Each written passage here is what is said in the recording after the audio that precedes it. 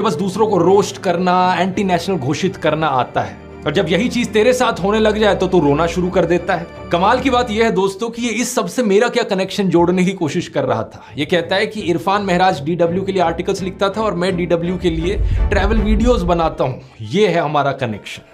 बताओ क्या लॉजिक है ये। तू बिग बॉस में गया था, डॉली बिंद्रा भी बिग बॉस में गई थी। तेरे लॉजिक से तो डॉली बिंद्रा और तू जिगरी दोस्त हो गए। ठीक है, फिर आते हैं मेरे आम आदमी पार्टी के कनेक्शंस पर, इन गोदी यूट्यूबर्स की फेवरेट कंस्पिरेसी।